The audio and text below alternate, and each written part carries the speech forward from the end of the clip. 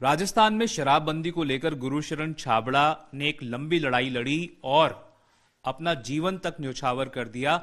आज की तारीख में उनकी बहू पूजा छाबड़ा इस लड़ाई को आगे लेकर जा रही हैं। हमारे साथ खुद पूजा इस समय मौजूद हैं।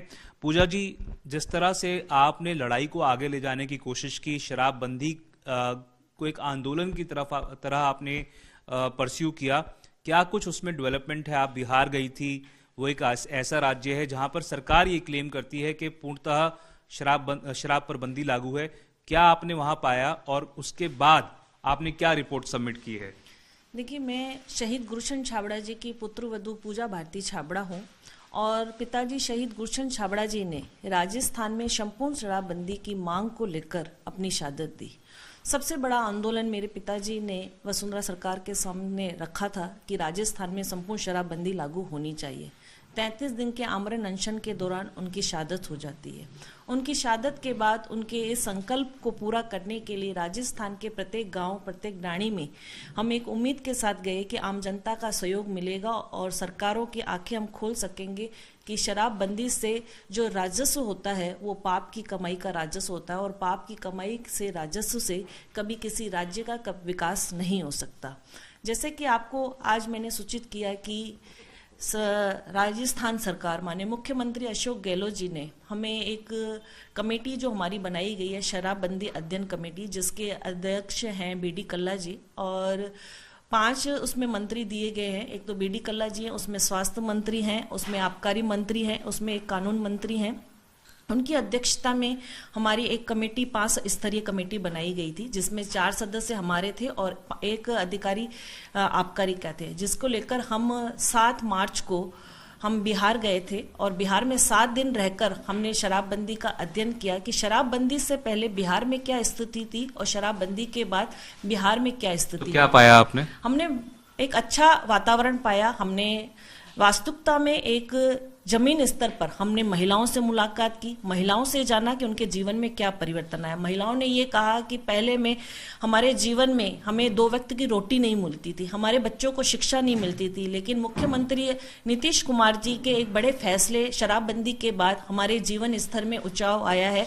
हम आत्मसम्मान के साथ जी पा रहे हैं। आज हमारे बच्चों को शिक्षा भी मिल पा रही है, रहने के लिए हमारे पास मकान भी है और अच्छा खासा हम खुद भी इनकम कर पा रहे हैं। तो कहीं ना कहीं हमने बिहार में एक विकास की स्थिति देखी कि राजस्व का कोई भी सरकारें होते हैं हमेशा राजस्व की बात करते हैं कि बिहार में संपूर्ण शराबबंदी लागू हो जाने के बाद राजस्व में बढ़ोतरी आई है। आपकी बात, आपने कहा कि राजस्व में बढ़ोतरी आई है, पर कहीं ना कहीं ये भी है कि जिन लोगों को शराब पीनी है, कई बार वो फिर स्प्यूरियस लिकर जिसको बोलते हैं, उसके भी वजह से भी कई मौतें हुई हैं।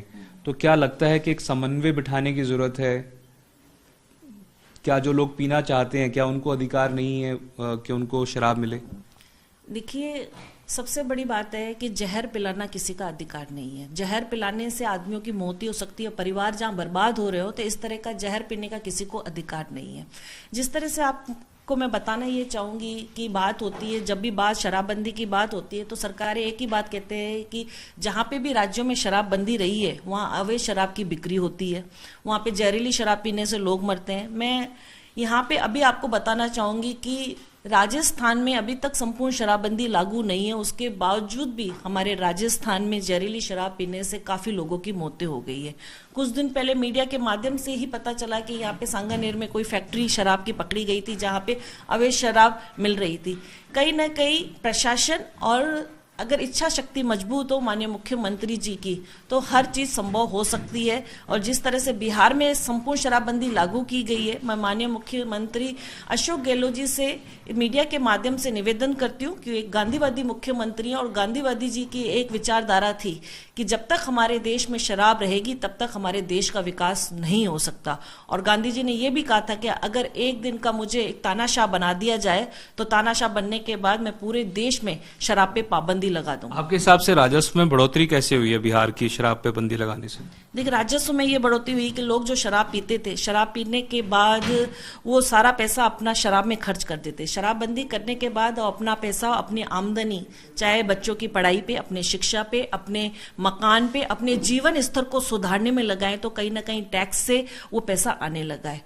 और जब भी बात होती है कि पर्यटक की स्थिति खराब हो जाएगी वहां पे, जबकि पर्यटक की स्थिति वहां पे सुधरी है, लोग वहां पे देखने के लिए आए। कोई भी बाहर से जो लोग आते हैं, टूरिस्ट आते हैं, वो शराब पीने के लिए नहीं आते। ये पहली बात तो ये सोचनी पड़ेगी।